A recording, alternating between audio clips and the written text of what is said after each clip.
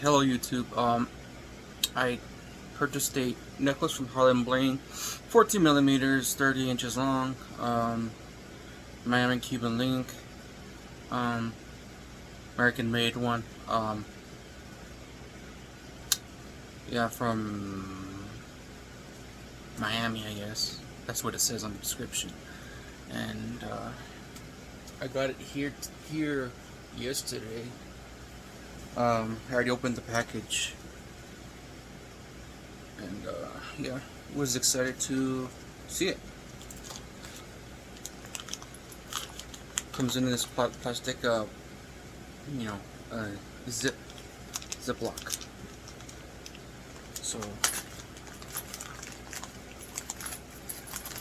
I took it out yesterday. You know, uh, okay, yeah, took it out, sized it with the caliper and weight scale. It seems to they seem to give me a little bit more than what I ordered, but you know that's pretty good. This thing feels like heavy, like stainless steel, but like heavy. But it's like, you know, it's because I'm not used to something, you know, in this size of chains. I'm used to wearing like 8 millimeter or 5 millimeter, flat mariner or rope. This one is pretty much pretty sizable. You know, I'm actually 6 feet, 300 pounds. So for the, you know, people that are, you know, my size, big size, this is pretty much how it's gonna fit you. So if you go to Harlem Bling and get yourself one, but I got this one on Amazon. But it's from the Harlem Bling store on Amazon, because they sell their stuff on Amazon too. The reason why I went that route is because they have a protection plan available to purchase with, you know, jewelry. So it's best to do that, and you know, in case this somehow breaks, like from here, like the box lock, because it could, you know, over time strip or, you know, get bent in a certain way to where it doesn't clamp on anymore or whatever. I can easily just have a warranty, have it repaired and sent back to me. Um, yeah, this is a pretty good size, and this is how it would have fit.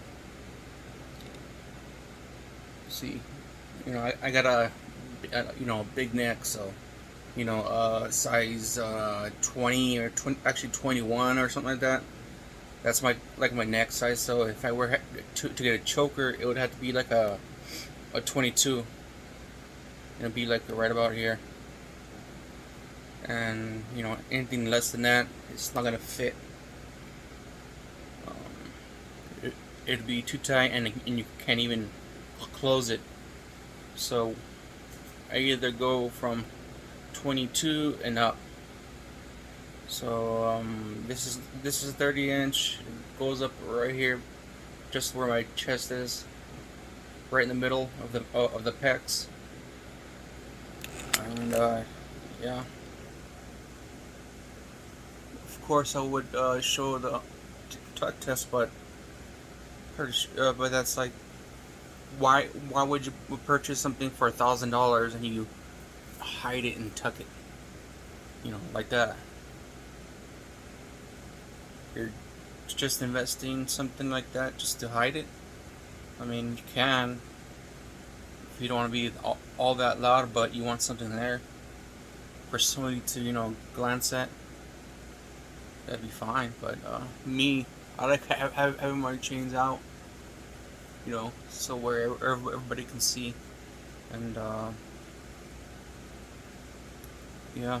Um, Last necklace I bought from Harlem Bling wasn't too good. Um, let's see, thinking a lot and saying a lot, so it's kind of annoying. Just thinking what else to say. So the last necklace was the prong necklace. It was prong set necklace with CZ stones instead of moissanite. It's just cheaper just to get CZ stones. Um, thing is, I returned it because I did not like the way sat on me. I couldn't even put a pendant on it. Uh, it just I don't know.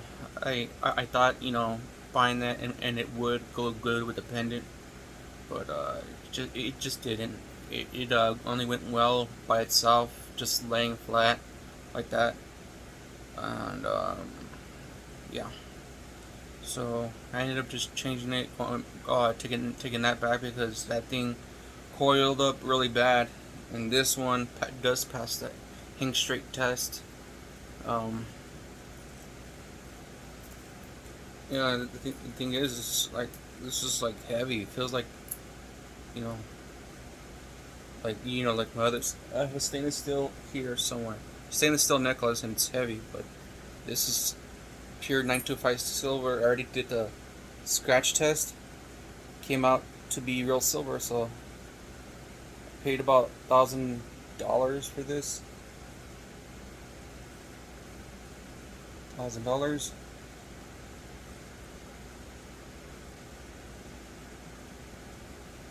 Oop, out of frame.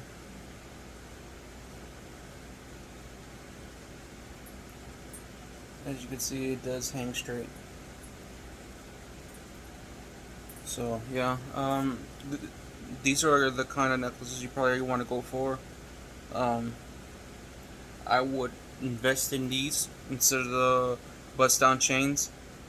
And if you would like to have a bust down chain, I would still get these and go to your local jeweler and ask them if they can prong set these. I mean, that way you have like a silver plate like sitting over it, and then you can have diamonds instead of wasting silver on your actual necklace, and that way you have both sides looking the same instead of a shortcut on those other prong necklaces. This would be a good investment in my opinion to do it this way. Um, get it bust down later. That way you can choose the person to lay the prongs and the diamonds, or CZs or moissanite, whichever you prefer. I mean, I may go for CZs still, because diamonds are not worth a lot. You know, they fluctuate. Um, Silver and gold, that's your main target. Those are your main investments. Those are the ones that get your profits returned and all that. Diamonds just devalues your necklaces and watches. But if I were to get this bust down, I would have it prong sighted. That way, it would be a plate over the loop, so it doesn't cut into your precious silver or gold. But if it does, it's only very little, very little. Other than that, you're keeping most of your silver intact. Well, I would say 95 to 99% of your silver intact when you do it that way. Because if you were to do it the other way, you're probably losing maybe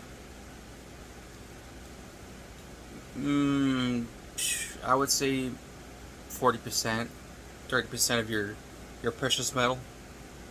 So, and plus that's where I guess some jewelers tend to keep it, or they give it back to you in a jar.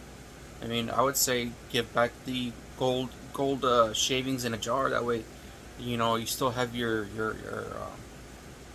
precious metal with you instead of you know letting them keep it. But depends on your jeweler if they actually go and sweep it up and then put it in a vial. But other than that, that's my take on Harlem Bling, which is two thumbs up, pretty good.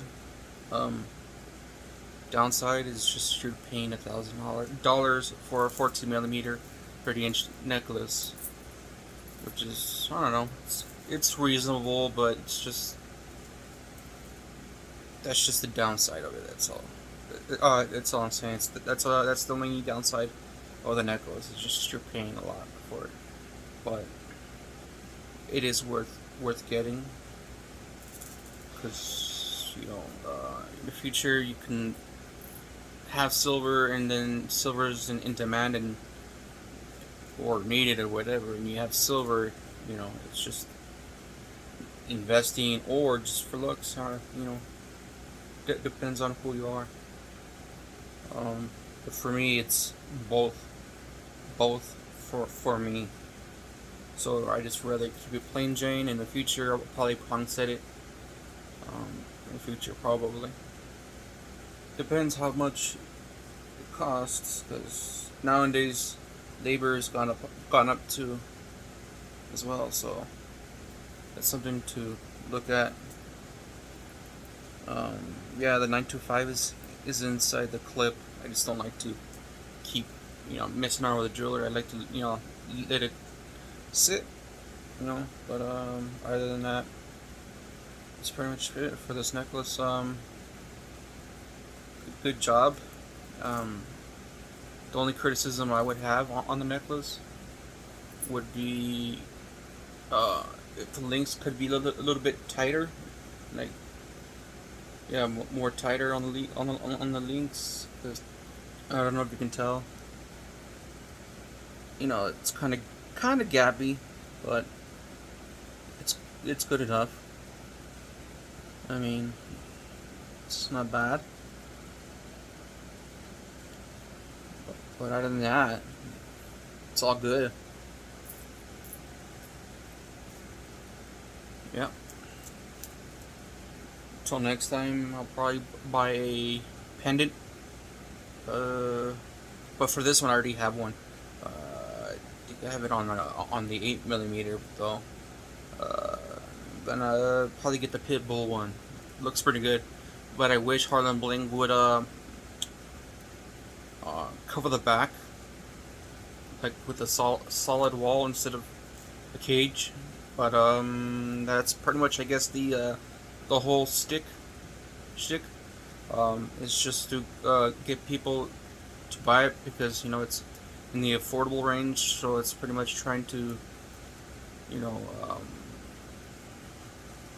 make it affordable for people, make it affordable for everyone, and yet trying to make money at the same time.